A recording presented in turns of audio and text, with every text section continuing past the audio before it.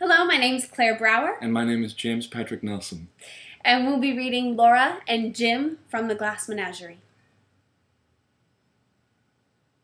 Hello there, Laura. Hello. How you feeling? Better? Yes, thank you. Your brother tells me you're shy. Is that true? I don't know. I take you to be an old-fashioned kind of girl. I think that's a good type to be. I hope you don't think I'm being too personal. No. Did you keep up with your singing, Mr. O'Connor? Singing, me? Yes. I remember what a beautiful voice you had. When did you hear me sing? You heard me sing? Yes. Yes, very often. And I don't suppose you remember me at all. Well, no, I had an idea that I'd seen you before. I had that idea right when I came in the door, but I almost started to call you by a name, but the name I was going to call you wasn't a name, so I stopped myself from saying it. It wasn't Blue Roses? Blue Roses, that's it. My God, what memory can do to you. Blue Roses. I don't know why. I didn't acquaint you with high school for some reason or other, but it was high school, wasn't it? I didn't even know you were Shakespeare's brother. I'm sorry. His sister, rather. Shakespeare was your brother. I didn't expect you to. We barely knew me. Well, we had a class together, right? Yes, we did. What was that class? You was chorus. Singing. Oh. Now I remember. Every Monday, Wednesday, and Friday. You always came in late. It was hard for me getting upstairs. I had that brace on my leg, and it clumped so loud. I don't remember hearing any clumping. To me, it sounded like thunder. Well. I never even noticed it.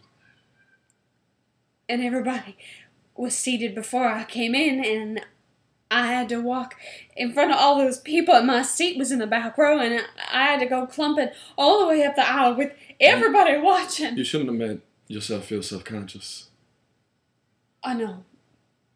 But it was always such a relief when the singing started. I used to call you Blue Rose. How was it I started calling you that?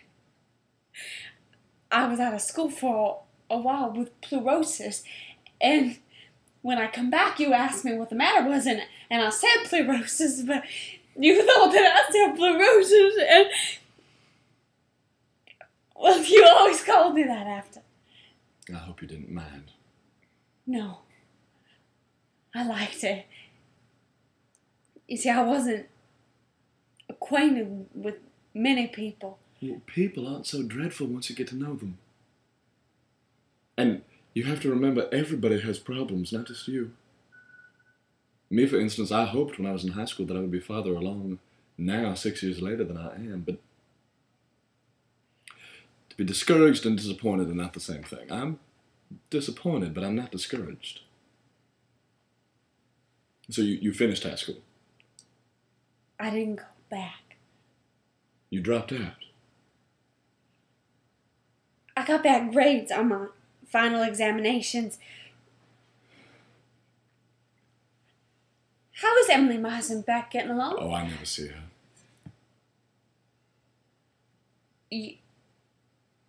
But the personal section said you were engaged. I know, but I was not impressed by that propaganda. So it wasn't the truth? No, only in Emily's optimistic opinion. Oh. So what have you been doing since high school? I don't do anything much. I don't think that I'm just sitting around doing nothing. I have my glass collection, which takes up a lot of time. Judged to be the problem with you? Inferiority complex. Do you know what that is? That's when somebody low grades himself. I know because I had it too, although my case isn't as aggravated as yours seems to be. You don't have the proper faith in yourself. You dropped out of school. You gave up an education because of a clump, which to my mind was practically non-existent. A little physical defect is all you have, hardly noticeable, magnified 1,000 times by imagination. Do you know what my strong advice would be? Think of something that you are superior at. In some way. In what way would I think? Lord Almighty, man alive, Laura, look around you. A world full of common people. All of them living, all of them going to die. And who among them has 1/10 of your qualities, or mine, or anybody's? Everybody's good at something. You just have to figure out what. Isn't there anything that you favor over everything else? I do have my glass collection. I'm not right sure I know what you're talking about. What do you mean glass? Little articles of it. There are ornaments. Most of them are little animals made of glass. The tiniest little animals in the world. Mother calls them a glass menagerie. Yeah, if you'd like to see one.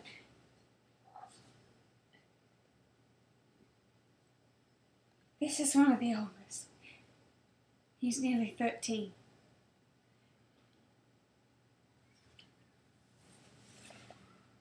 Oh, be careful. If it breathes, it'll break. Well, then maybe I shouldn't. I'm pretty stumbly with these things.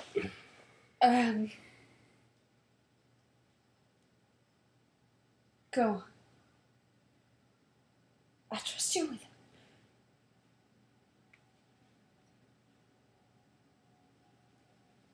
There you go.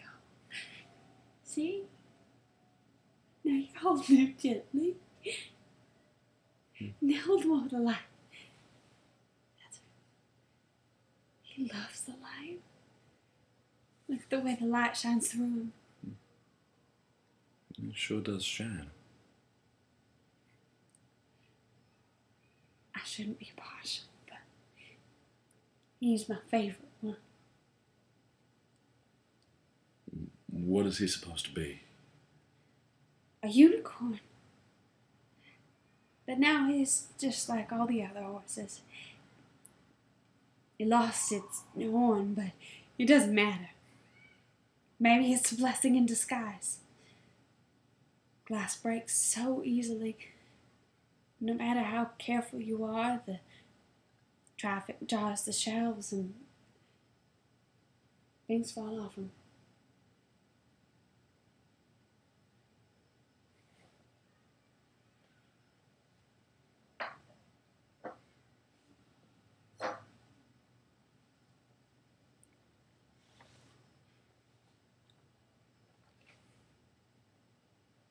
I'll just imagine he had an operation. The horn was removed to make him feel less freakish.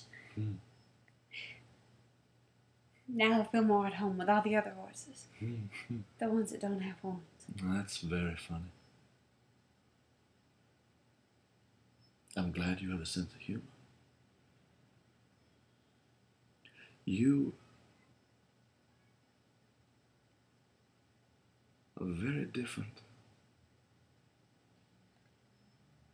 from anybody I've ever met. Has anybody ever told you you're pretty? Well, you are. Most people are not so wonderful.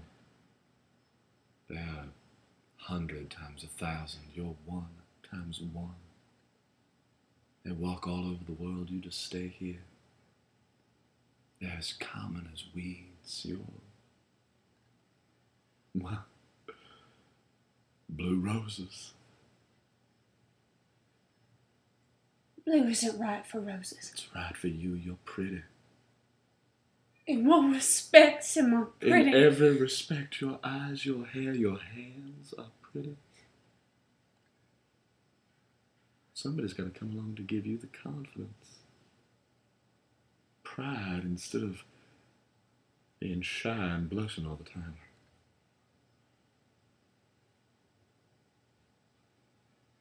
Somebody ought to kiss you, Laura.